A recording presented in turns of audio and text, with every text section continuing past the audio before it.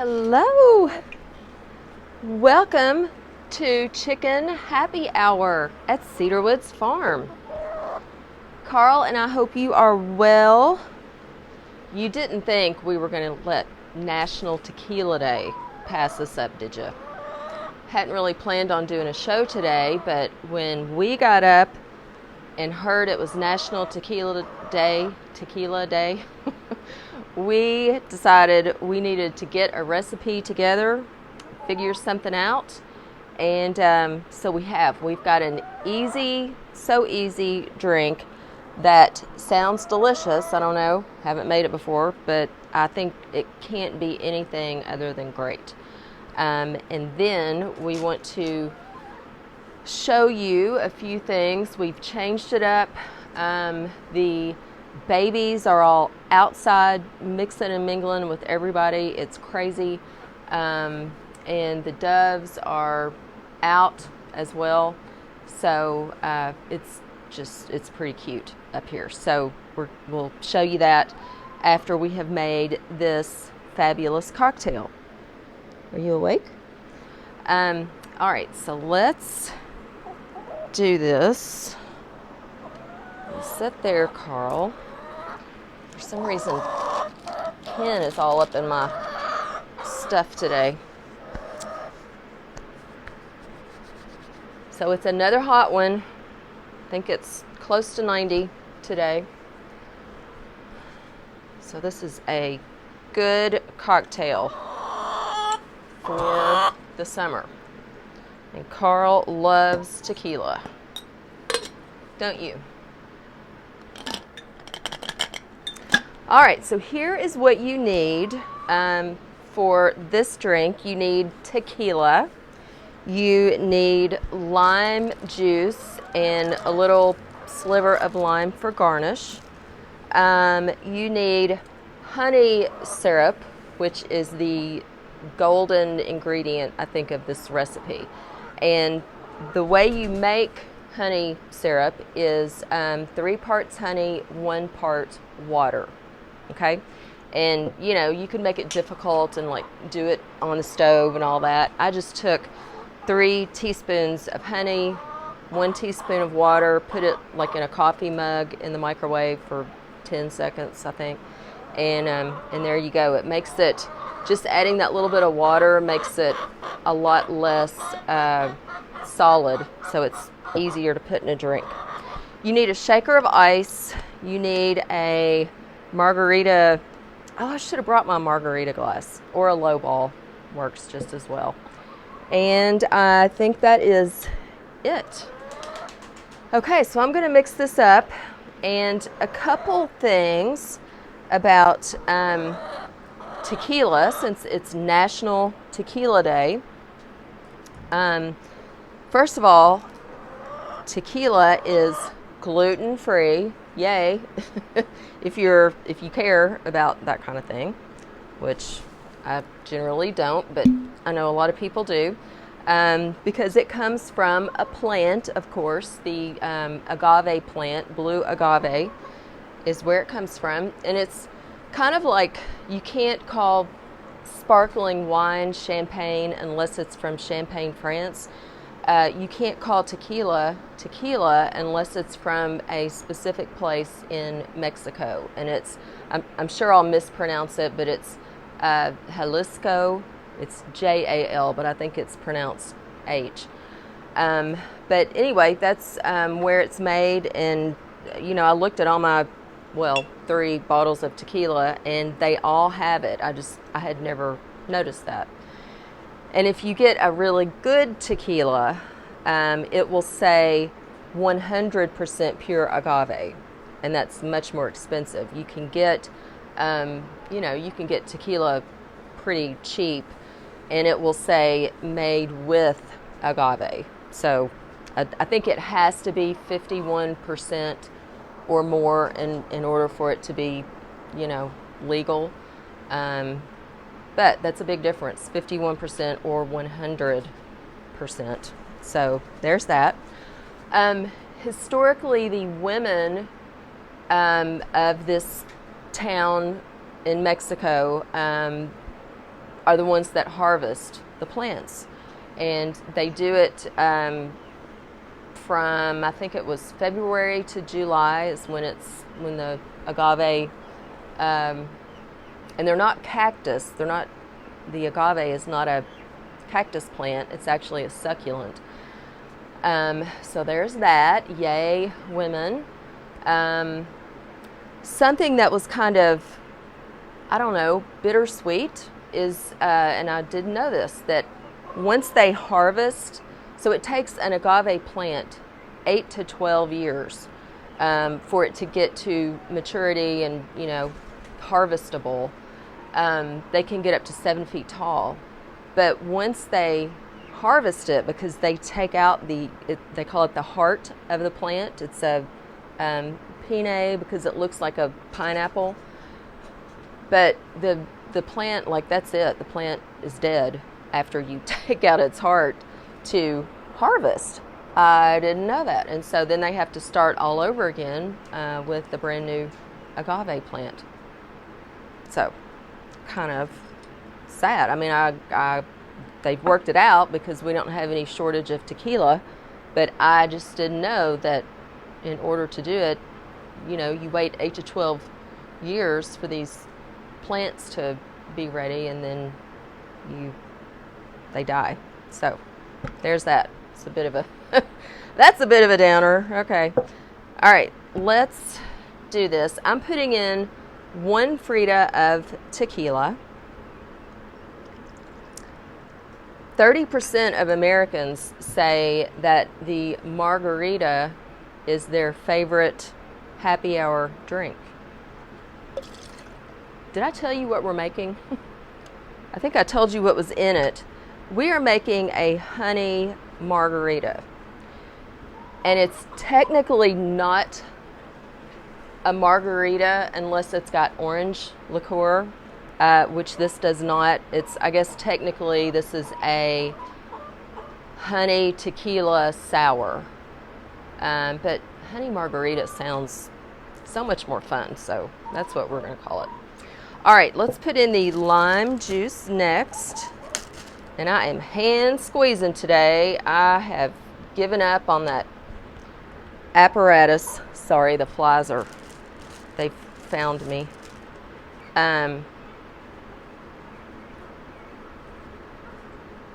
Just making sure everybody's being nice to these babies. All right, I'm going to squeeze. It's a small lime. I'm going to go on and put the whole thing in.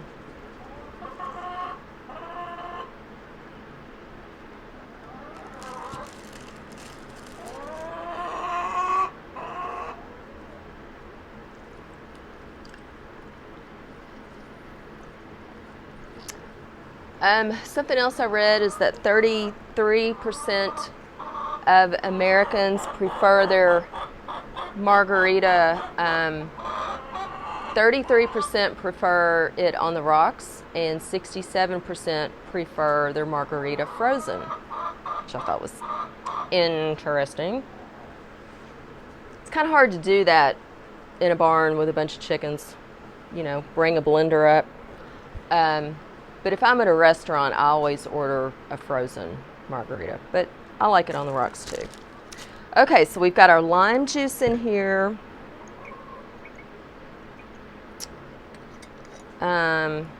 Putting in the honey syrup.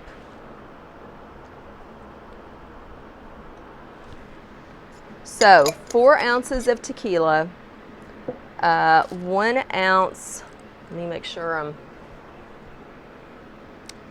1 ounce of lime juice and 1.5 ounces of the honey syrup. And that's it, your lime for garnish. Isn't that great? So now we are going to shake this for a few seconds.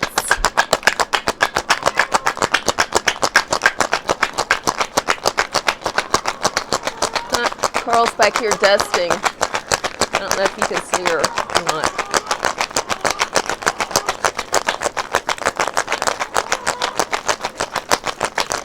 All right, so 10 to 15 seconds for a normal cocktail is all you need. Oh yeah, That's gold. Tequila and honey. What a match. Made in heaven with lime juice. This one does not have an egg white. We're getting every drop, y'all. It's National Tequila Day.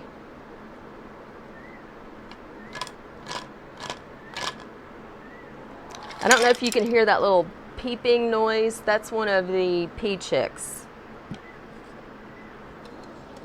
Yeah, they're right behind me. All right, so now I'm going to add my ice. Oh, that looks great. My little lime wedge. I didn't salt the glass just because this, I think, is going to be a little sweeter than the typical margarita with the honey. So let's give this a go. Oh yeah, I think it could have used less lime juice. I put in a lot of lime. I think maybe, oh no, but that's good. Yeah, that's good. So it calls for 1 ounce of lime juice and 1.5 ounces of the honey syrup. So you want to put just a little more of the honey, the sweet, in. But that is excellent. And you know what? I will go on and say, and you might call me crazy, I think I like this better than like a regular margarita, just a classic margarita. Is that wrong to say that? Like, is the lightning going to strike? Because I like the honey better than orange liqueur. I'm not like a super dupe fan of orange liqueur. Go figure. All right, so I recommend the honey margarita. Simple, easy peasy, icy, so it's really good. Hot summer for a hot summer day. So the next two drinks, because like I said, I hadn't planned on doing a show today, both involve rye whiskey, and I am so excited about both of these drinks. One is we're going to make a Brooklyn, which is like a Manhattan, only it's like the edgier big brother of a Manhattan. And then we're going to make a Sazerac, which I've never made before because I've never bought absinthe. But that is one of my all-time favorite drinks. I've only had them out like when I was in New Orleans. So we're going to talk a lot about absinthe and just this crazy drink, the Green Fairy. So we'll do that either this weekend or the first of next week. So really excited about that. Let me take another drink, and then I'm going to show you. The pigeons just flew over. And I'll show you these babies, assuming I can find them. I see Todd. So cute. All right, try to do this without putting my finger over it. So, I don't know how safe that is. The girl is there over the fan. Here is the boy. These are the fancy pigeons. Hello. They have really gotten used to the place. Waiting for him to fly over. Okay. Oh my gosh, it's like what's the name of that movie? What's the name of that movie with the priest and what's her name? Patricia Arquette. Stigmata. Every time they fly, I think of that movie, Stigmata. Can you see them? Oh, crap. Woo! Yep, Stigmata. And then, oh, look at the pink girl. That's the red golden female. And then I don't know if you can see these two goobers out here. All right, let me find the babies. There's, oh my goodness. And this is where the babies were earlier today. It was so cute. They were here dusting.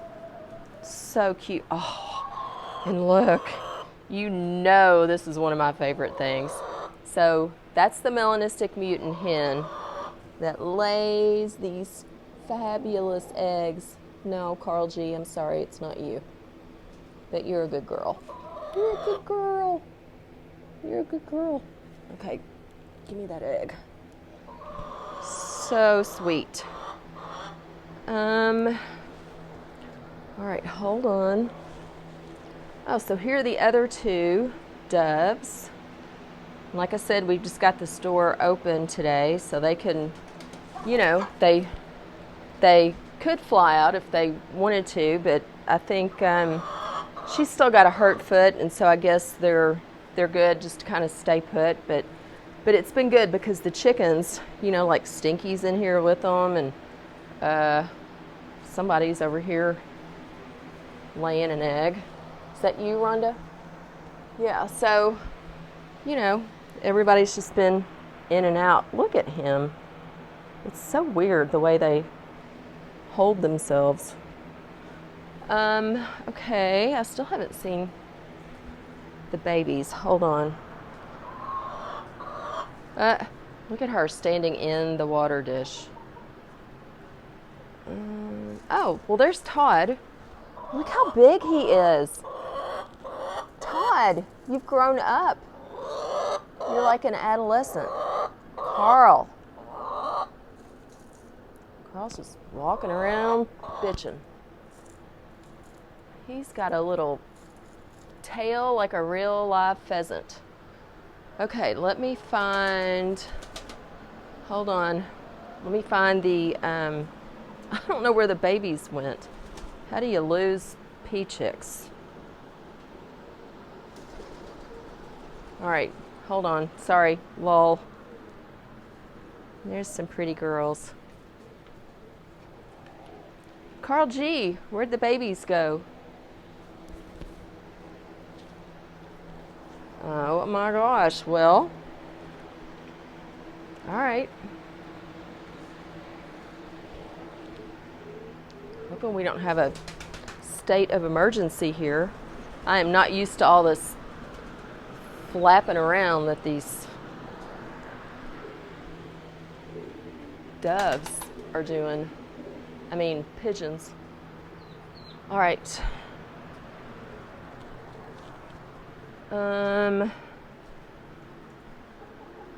Okay. Okay, well, I just may, oh, here they are. I was going to say, I just may need to go back to my drink because I thought we had lost the babies. So look at this. They're down here. Okay, this is kind of cool. They're communing with Bob, the peacock, who's on the other side of the thing. So do you see them? The Peachicks. That's Juju, their surrogate mom. That's just somebody else, and now everybody's coming over. But look at that. Those babies are like, are you our daddy? And no, he is not. But that's really cool, Carl. Carl, what's going on? What is going on down here? Oh my gosh, I wonder if Bob knows. Like, does he know? These are my kind. They're getting some big wing feathers. Uh-oh.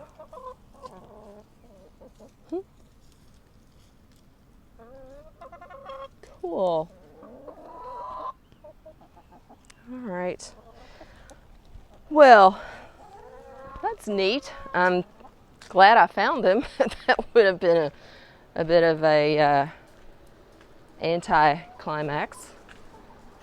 But yeah, I'm really happy about how well everybody is getting along because, you know, a lot of times when you put birds of any kind that aren't as mature with, well, and actually it doesn't even have to do with maturity, just new birds, the other birds will fight them. And they don't get along, but it's been super smooth. Nobody's picked at them. And this guy earlier was actually the one dusting with them. He is super chill. So very cool to see. And I love the way they're all down here. I don't know. I can't tell if this is going to show up because the sun is so bright, but look at the way they're just all down here communing. What are you guys doing? I want to join the party. What's going on? Carl, what are you starting down here? Look at those babies. And then look at these babies.